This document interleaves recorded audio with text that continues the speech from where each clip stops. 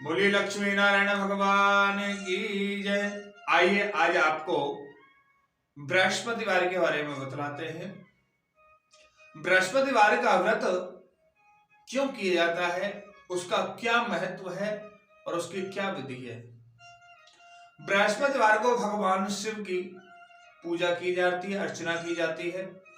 बृहस्पतिवार के दिन व्रत में पूरे दिन में एक समय ही भोजन किया जाता है। व्रत करने वाले स्त्री हो या पुरुष हो, सूर्योदय से पहले उठ करके स्नान आदि से निवृत्त होकर के पीले रंग के वस्त्र पहनना चाहिए, पीले रंग के चंदन लगाना चाहिए। अन्न, वस्त्र और फूल, इन सब को लेकर के व्रत में विशेष महत्व माना जाता है। इसलिए व्रत करने वाले को भोजन में चने की दाल अवश्य खानी चाहिए। बृहस्पतिवार के व्रत में कदली का फल, जिसे हम केला कहते हैं, केले के वृक्ष की पूजा की जाती है। इसके बाद पूजन करने के बाद में व्रत करने वाले को केले का पूजन विधिवत करना चाहिए। और स्त्री हो या पुरुष हो, बृहस्पति देव की अनुकंपा से व्रत बहुत ही शुभदायक फल देने वाला होता है। बृहस्पतिवार के दिन पूजा के पश्चात कथा सुनने के बड़ा विशेष महत्व होता है। बृहस्पतिवार के व्रत करने और कथा सुनने से विद्या बहुत लाभ होती है। विद्या में हम सबको बहुत लाभ प्राप्त होता है। धन संपत्ति भी खूब वर्षती है। बृहस्पतिवार का व्रत स्त्रियों के लिए अति उत्तम माना जाता है। बृहस्पतिवार का नियमित व्रत करने से या नियमित व्रत करने वाली स्त्रियां, उनकी सभी मनोकामनाएं पूरी हो जाती है। आइए आपको हम एक छोटी सी सुंदर सी कथा आपको श्रवण कराते हैं। कुशीनगर में एक धनी व्यक्ति रहता था। उसका नाम धनपत राय था। उसके नाम के अनुसार भगवान की अनुकंपा से उनके घर में अन्न, वस्त्र, धन धान्य की समृद्धि का कोई अभाव नहीं था। धनपत राय का व्यापार दूर दूर तक फैला हुआ था। धनपत राय की पत्नी मालवती बहुत लोभी और ईर्ष्या द्वेष करने वाली स्त्री थी। घर में अन्न, वस्त्र और धन के भंडारे भरे हुए रहते थे, पर वह किसी को देना नहीं चाहती थी। भिक्षा मांगने वाले को भी किसी न किसी बहाने से खाली हाथ ही लौटा देती थी। एक दिन सन्यासी बाबा आए धनपत राय के घर पर और दरवाजा खटखटाया और कहा कि भिक्षा आप दीजिए। आवाज लगाई, माम भिक्षाम देहि। धनपत राय की पत्नी मालती उस समय आंगन लीप रही थी। उसने कहा, महाराज इस समय तो मैं आंगन लीप रही हूं, आप फिर कभी फुर्सत से समय निकाल करके आना। इस समय तो आपको भिक्षा में नहीं दे सकती। सन्यासी खाली हाथ लौट गया। कुछ दिनों बाद भ्रमण करते करते सन्यासी बाबा फिर धनपत राय जी के घर पर पहुंचा और जैसे ही घर पहुंचा फिर से दरवाजा खटखटाया और कहा, भिक्षा देने का आग्रह किया। खड़े होकर भिक्षा देने के लिए आवाज लगाई। मालती आंगन में बैठ के अपने बेटे को खाना खिला रही थी। उसने सन्यासी बाबा से कहा, महाराज मैं अपने बेटे को भोजन करा रही हूं, इस समय आपको भिक्षा नहीं दे सकती। जब मुझे अवकाश हो जाए तो आप आ जाना। सन्यासी बाबा फिर से निराश होकर के खाली हाथ लौट गए। कुछ दिनों बाद सन्यासी बाबा फिर धनपत राय के घर पहुंचे। द्वार पर खड़े होकर भिक्षा देने के लिए पुकारा। मालती हाथ में झाड़ू लिए हुए दरवाजे पर आकर बोली, महाराज घर में झाड़ू बुहारी कर रही हूं, उसके बाद बहुत से वस्त्र धोने हैं, आज तो मुझे बिल्कुल भी फुर्सत नहीं है, आज तो मैं आपको भिक्षा नहीं दे सकती, फिर कभी फुर्सत से घर आ जाना। मालती के वचन सुनकर सन्यासी बाबा मन ही मन मुस्कुराया और धीरे से बोला, मैं तुम्हारे ऐसा उपाय बता सकता हूं जिससे तुम्हें अवकाश ही अवकाश हो जाएगा।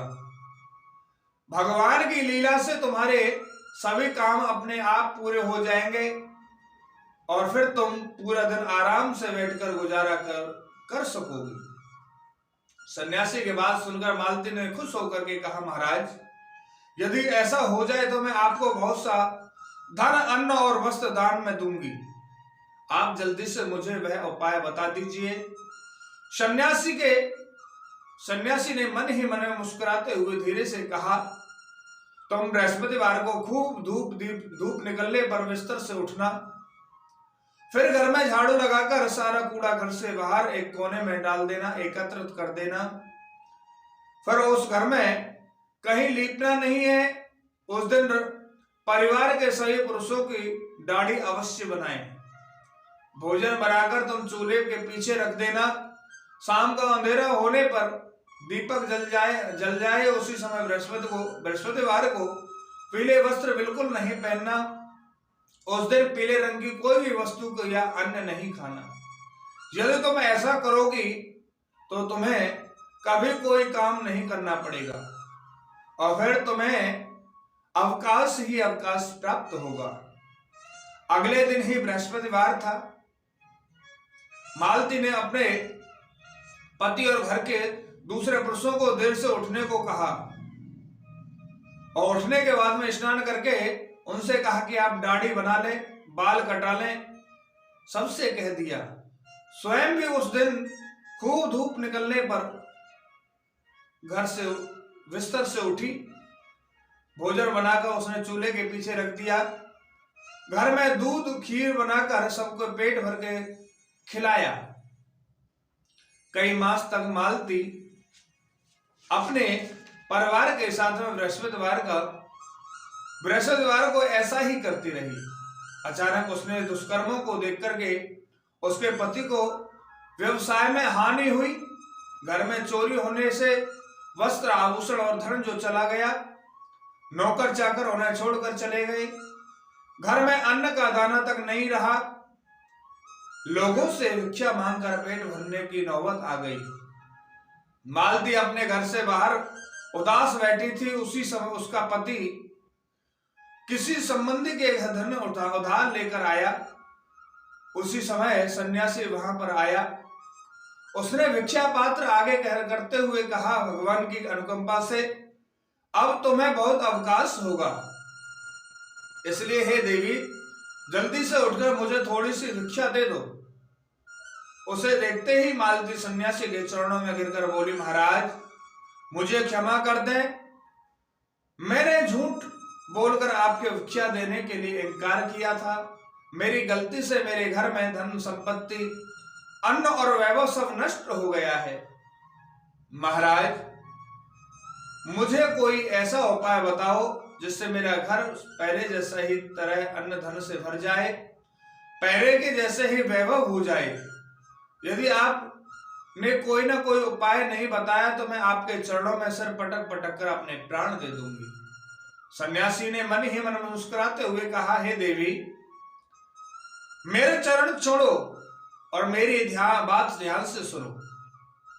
भगवान बृहस्पति तुम्हारा कल्याण कर सकते हैं, इसलिए प्रत्येक बृहस्पतिवार को उनका व्रत करते हुए उनकी पूजा अर्चना करें। पीले पुष्पों से भगवान को अवश्य चढ़ाएं। केले की पूजा करने से अनेक शुभ फल प्राप्त होते हैं। बृहस्पतिवार को घर में कोई पुरुष दाढ़ी सिर न बनवाए, बाल न कटवाए, दाढ़ी न बनवाए और सूर्योदय से पूर्व उठकर स्नान आदि करके घर के आंगन में गोबर को लीपकर पूजा करे। शाम को घी का दीपक जलाकर तुम विधिवत बृहस्पति देवता का व्रत करोगी तो तुम्हारे घर में धन धान्य की वर्षा पुनः पहले जैसे ही हो जाएगी। सभी आपके मनोकामनाएं पूरी होंगी और सभी को विद्या का लाभ भी होगा। इतना कहते कहते सन्यासी बाबा वहां से अंतर्ध्यान हो गए। मालती आश्चर्यचकित रह गई। उनके प्रत्येक बृहस्पतिवार को विधिवत व्रत किया। बृहस्पति देव की अनुकंपा से उनके घर में धन धान्य की वर्षा होने लगी। खोया हुआ मान सम्मान और वैभव पुनः प्राप्त हो गया। बृहस्पतिवार को जो भी स्त्री पुरुष बृहस्पति देव की विधिवत पूजा करते हैं उनके घर में सुख समृद्धि का भंडार रहता है और विद्या का लाभ भी उनके घर में बहुत होता है। अज्ञानता नष्ट हो जाती है, समाज में मान सम्मान बढ़ जाता है।